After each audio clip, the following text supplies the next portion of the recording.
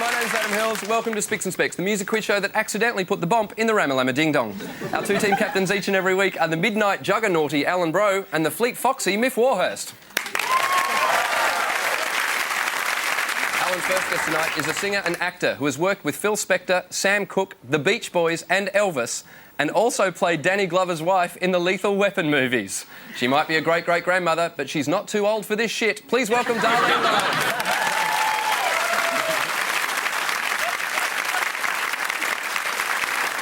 Alan's second team member tonight is an Australian comedian who also plays drums for a death metal band. It's good to know that if the comedy doesn't work out, he's got something stable to fall back on. Yeah. Give it up for Steve Hughes. Next first guest tonight is the frontman for Aussie rock group Kiss Chasey, who once started a concert in Melbourne by yelling out, "Hello, Sydney." Please give a big rock whiz welcome for Darren Cordeaux.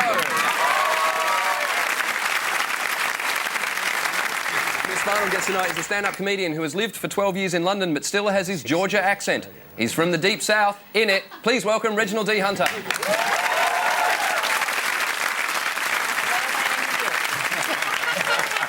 Now, Darlene, I should point out that when people have said to me, who's on the show this week, and there's been a moment whenever I've gone through your list of credentials, Lethal Weapon, people have gone, oh my God, she was in Lethal Weapon. Is that kind of annoying, considering the amount of amazing stuff you've done? No, it isn't, but you know, when I started doing the movies, the people who saw me in the movies didn't know I was a singer. Right. And then the people from the singers didn't know I was in the movie. So now I got two groups of fans that have melted together. Are there people out there that are just going, did you know that there's an actress with the same name as you? Exactly. That did actually happen. Really? Two friends of mine, Luther Vandross, he's no longer with us, and Mark Shaman, who wrote Hairspray. Yeah. They were at the movies in Hawaii. And he calls me on the phone. He said, "Girl, somebody is playing you. I just saw your name go across the screen." I said, "It is me." So, I mean, talk us through. You performed with Phil Spector. He was the person that I started out with, Phil Spector. I did He's a Rebel, but under the name of the Crystals. I did Do Run Run, but under the name of the Crystals. I did He's Sure the Boy I Love, which was supposed to be mine, and he put that out under the name of the Crystals. So you recorded all these songs and what, didn't get the credit for it? No, not until many, many years later. What were those sessions with Phil Spector like? Because he has a reputation for... What's the best way of... Go ahead, any of it'll work. Well, having crazy hair for a start, but he's always had a reputation as being slightly mad and very, very hard on his artists. But not me, because I was already a professional singer when I met him. Yeah. And I was taught how to sing melodies, and that's what he wanted. He's also did something no other producer ever was doing, making himself a star and not his artist. Right. And then it turned out that both of you ended up in Lethal Weapon. So, yes. You know. Did you notice, though, the decline of Phil Spector as not only a producer but as an artist? Did you see him go down? He tried to top himself, and he couldn't anymore. Once he did River Deep, Mountain High with Tina Turner, which he thought would be his masterpiece of all time, when that did not happen for him, he just kind of went down after that. And it's hard to believe now that River Deep, Mountain High wasn't a success. No, it was not. It's one of his most defining songs now. Well, I think it was the way he recorded it, too. You couldn't understand anything. It was truly the wall of sound. Right. Everything was buried, even Tina's voice. So I recorded it. You can hear me, honey. I just want to say, darling, we are not worthy. Really. Oh, and we haven't even got to the half of it. I know. Me now. Yeah. Yeah, anyway, back to... It's so hard, but we've got someone here who appeared on the Elvis Comeback Special TV show. Right. We are now all 2 degrees from Elvis. Oh, my God. Yeah, you're right, Mick. We're not worthy. In fact, everyone, with me.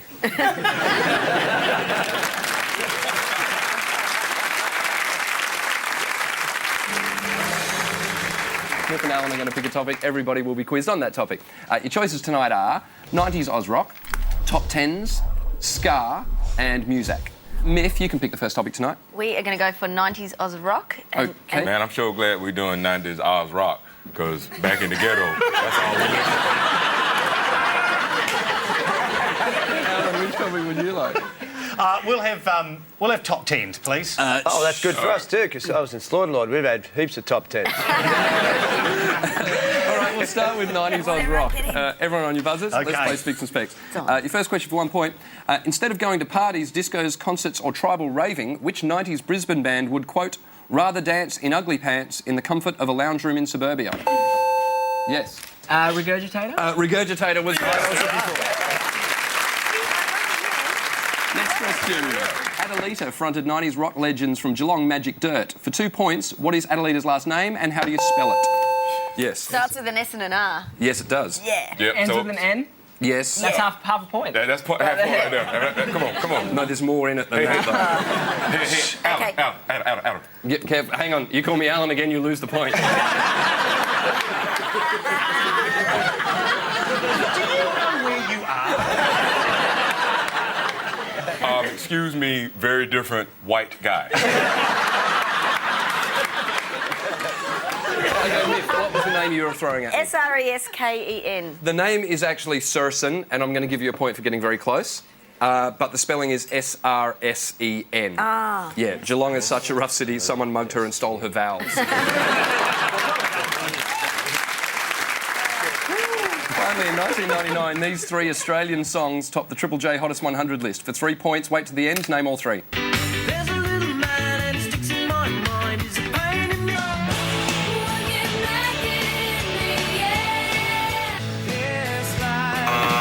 Yeah. Oh, what's the last one was a Powderfinger song.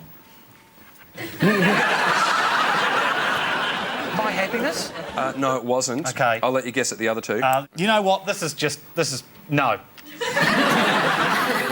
Does this side want to have a go? We got We're Killing Heidi. We're by Killing Heidi, yes. You want to... Do you want to say? Oh yeah, man, these days. Man, I remember jamming it out in my room in my underwear, man. And the other one. We've forgotten. Yeah, we forgot that. The songs were Powderfinger These Days, Killing Heidi and We're, and the first song that was played was by the Tenants called You Shit Me to Tears. You shit me to tears. Is that an American saying? No, that's not. I don't hear that in America. No. You hear other stuff like you pissed me off, or you have farted me into oblivion. But Now, before we move on, Darren, I want to talk about the name of your band. You've called your band Kiss Chasey. Sigh. Go on. Is this... yeah. Kiss Chasey, and again, I'm not sure if the Americans know this, Kiss Chasey was certainly a game that we played as kids in I Australia. thought you meant the band. They wouldn't know either. I don't know, you across Kiss Chasey? Probably the band, right? yeah. Listening to that. Man, that's why I'm so honored to be sitting with my boy from Kiss Chasey. We're gonna take a picture and send it back to Georgia, and then they are going to be envious.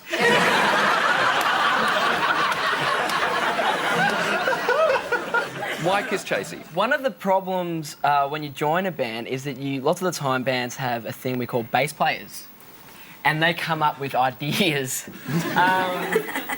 And Kiss Chasey was one of our bass players' ideas. Kiss Chasey. Now, is Chasey a guy's name? No, it's like a game. Oh, it's a game. It's a game. Yeah, So yeah. what you do is you'd have to run after someone and try and kiss them, and then they're it. It's called sexual abuse these days. And the other thing over here is we've got a drummer from a death metal band. What are the names of your bands, Steve, that you've been in? Slaughterlord. I love that name. Yeah. Slaughterlord, Mortal Sin, Nazul. What's Nazul? It's a word we made up. Are there rules to coming up with a metal band name? Because they're always a little bit hilarious sometimes.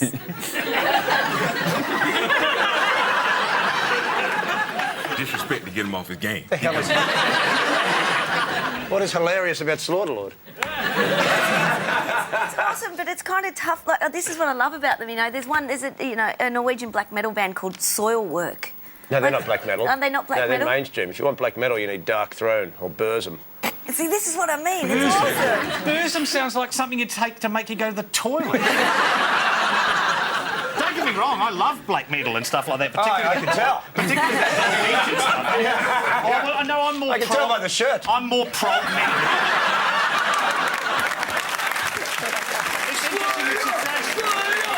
It's interesting because this is what happens when a Nazul is sick all over the place.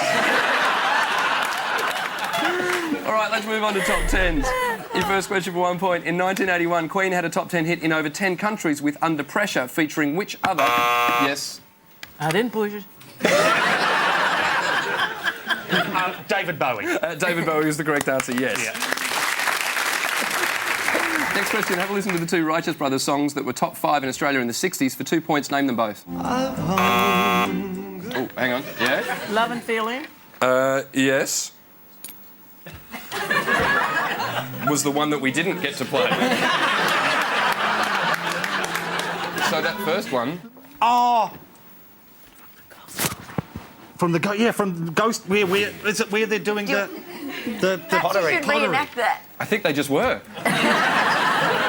I'm going to throw it to this side. Yeah, you've got to throw it to that side. Yeah. Unchained Melody. Unchained Melody is the song. 1 point each side. Your next question for 3 points. Name the 3 most successful songs released by ex-Beatles in Australia. I'll give you a clue. They were all released by different members. Yes. Okay. Imagine. Yeah, keep going. My Sweet Lord. Yes. Oh, Mull of Kintyre. Yes. But that was, yeah, so that was... So Paul McCartney with Wings, but yes, Mull of Kintyre. George Harrison, My Sweet Lord. But the John Lennon one wasn't Imagine, so I'm going to let these guys have a go. Give Peace a chance. No. Woman? No. Oh, The Chris. you know something's wrong. No, don't. No, they ain't. You know that. Was that your John Lennon impersonation? Yeah. Do it again. That's the best thing I've ever seen. No, I have a feeling that I am being made a fool of. The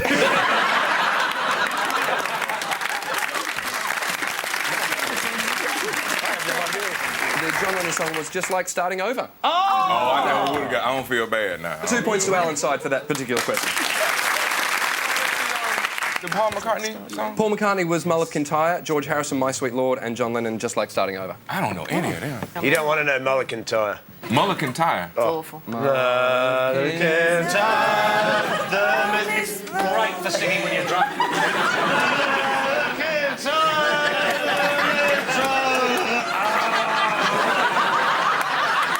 And even when you're doing that, but people go, oh, that song. Now, Darlene, we've mentioned a few of the acts that you've performed with over the years, but just really briefly, like, what was it like working with Elvis? Wonderful, because he was very nice. He loved gospel, and because I came from a gospel background, when we were doing his 1958 special, they would give us like a 15-minute break. He'd go get his guitar, and he'd say, come on, girls, let's go sing. We'd go in the corner and start doing all these, do you know this one? And we would sing all these songs, and it would be time for his break to be over, and he'd say, yeah, in a minute. And we just keep on going for another 15 or 20 minutes. Wow. With gospel songs. He loved gospel. And now, what about Tom Jones? Did you work with Tom Jones? Yes, for a year and a half. Uh-huh. I have a very funny story that happened on the road with Tom Jones. Well, we don't have time for it, so... Yeah.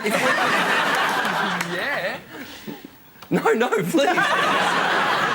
I got a little close to Tom Jones. We became very, very good friends. And one night we actually went to bed together.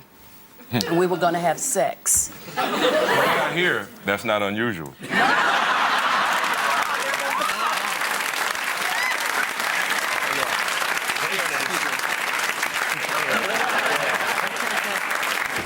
Can I just say something that I never thought I'd get to say in my life? So, you're about to have sex with Tom Jones, and then what happened? No, I actually gave up on him because of the fact he talked too much. Now, when you say he talked too Hold on, much... let me finish. This is my story. I want to... When I say talk too much, he talked about other women he had. Oh. So I said, honey, it's been nice, but I see you. And I put my clothes on and went back to my room. Oh, so he talked about other women before he had sex with you? Right. Yeah, you don't supposed to run the playbook like that. I don't get in his playbook. Yeah, I hear you. And we became very good friends after that. Because I was probably the only woman that ever turned him down. Why would he do that? It's not like that's gonna make you hotter. Yeah. Like, ooh, you had sex with Dolly Parton. I can't wait to get this shirt off. At the end of the first round, the scores are Alan, Darlene, Steve on 4 points, Miff, Darren, Reggie out in front, 5 points.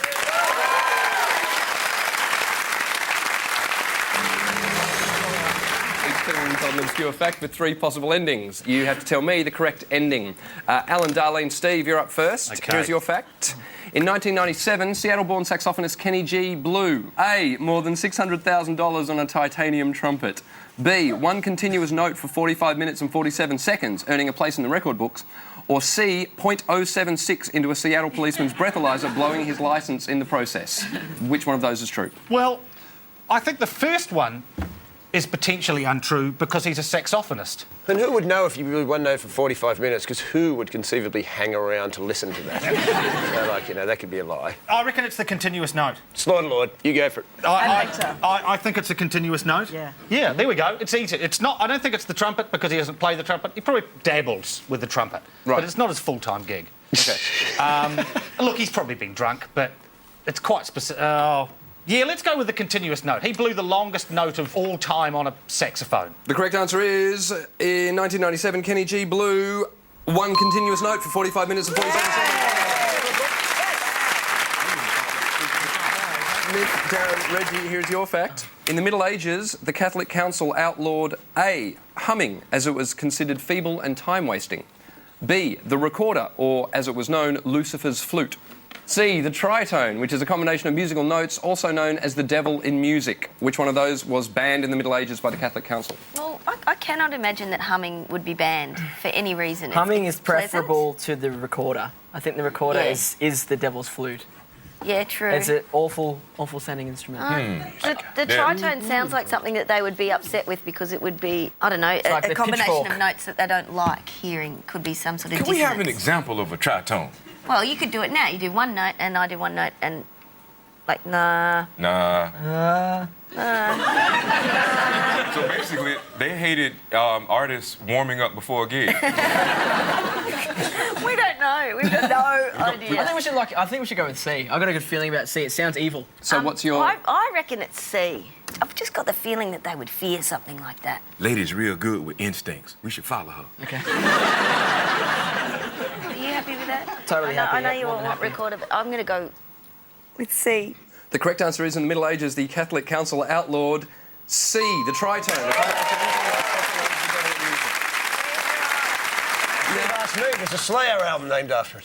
Sorry? There's a Slayer album named Oh, after it. really? Yes, Diabolus in Musica. That's it. Which is, basically, look, I'm not very good at music, but I've got a keyboard here to try and explain what the devil's tritone is. Oh. Okay, so basically, it's 2 notes spread out at a distance that doesn't quite sound right. So, if I'm correct, this sounds kind of nice. Yeah. And this doesn't quite sound right. That is the devil's tritone right there. Yeah. That sounds much better. That sounds like... Let's check by the look on your face how you feel about this, Steve Hughes. Now,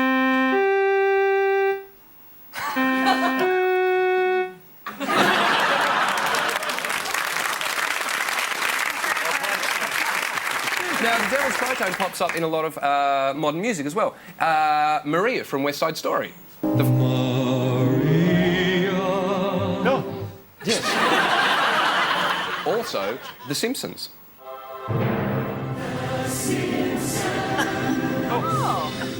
For those of you that believe the Apple Corporation are indeed evil, when you play those 2 notes together, you get the Apple Mac startup music, which is this.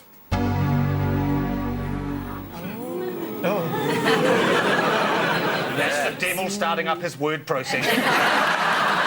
At the end of that round, the scores are Alan, Darlene, Steve are on 5 points, Miff, Darren, Reggie still just in front, 6 points.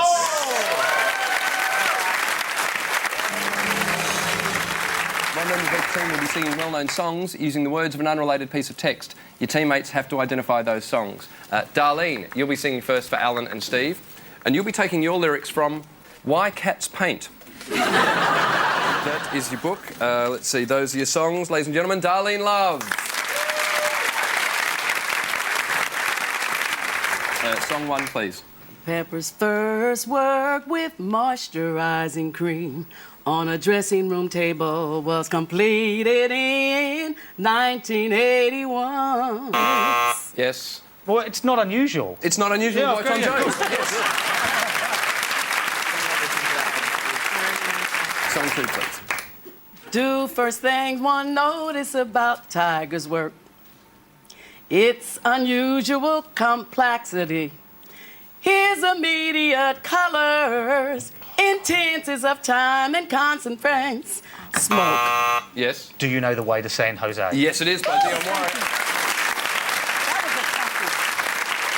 Final song, please.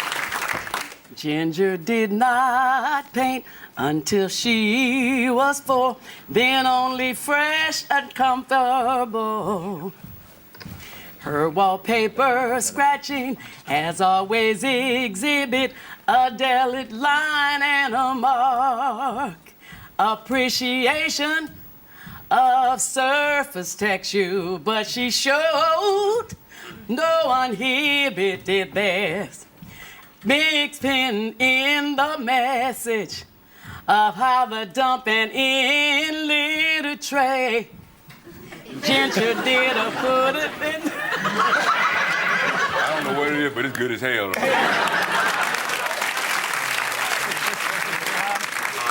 Yeah. Put a little love in my heart. Put a little love in your heart. Well done, bro. 3 points out of 3. Darling love. Darren, you'll be singing it for Miff and Reggie, and you'll be taking your lyrics from What Would Barbara Do? How musicals can change your life. That's your book, those are your songs. Ladies and gentlemen, Darren Cordeaux.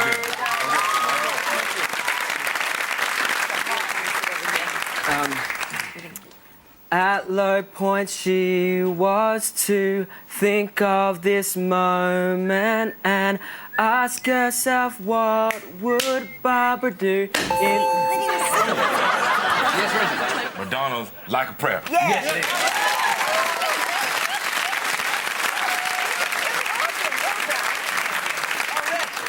Do another one, do another one. Here we go. To my mother, musicals were old friends who could always be relied upon to say the right things. Come on. It's a Radiohead song. I know what it is. It's Yep. What's a sadder Oh, I don't know song what it is. or It don't mean nothing to me. happier? Come on. You can't make me know a song I don't know. No, it's not. I'm going to throw it to this side. Is it Karma Police? A Karma Police by Radiohead, yes. And right, final song.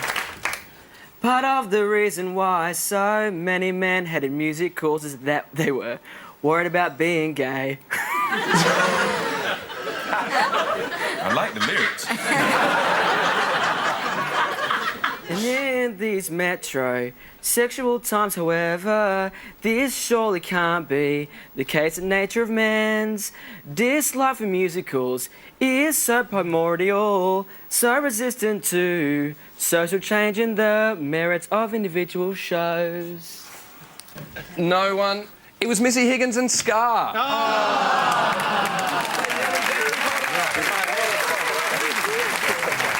Oh, you're not going to like it. Miff, no. Darren, Reggie are on 7 points. Alan, Darlene and Steve have hit the lead, just 9 points.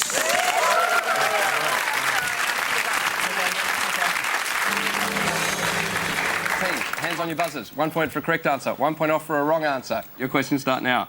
Justin Timberlake's song Cry Me a River is based on his breakup with which pop starlet? Oh, Britain, eh?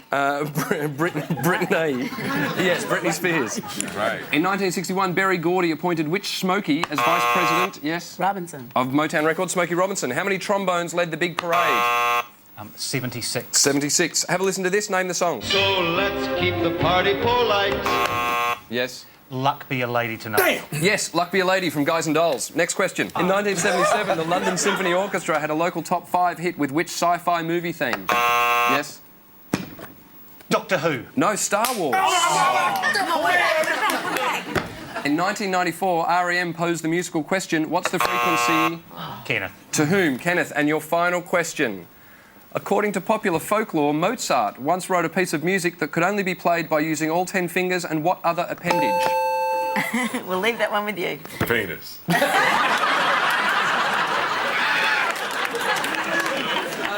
answer I was looking for was the nose.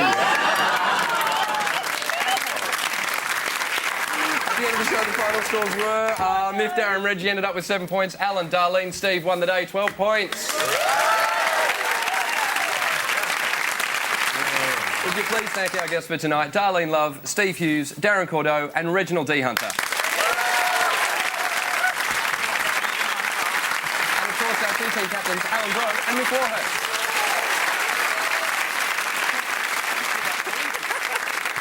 Now, earlier in the show, we discussed an evil piece of music known as Diabolus Musica. Tonight, we'd like to leave you with a demonstration of the Devil's Tritone, played by the Devil himself. Thanks for watching Spicks and Specks. My name's Adam Hills. Good night, Australia.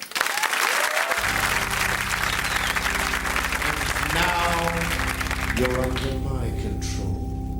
My demon heart as black as coal. So here's a riff to steal your soul. The Tritone! Bow down before your evil lord and join his hot harmonic chord. You can't deny his perfect chord. The Tritone is the theme of my career.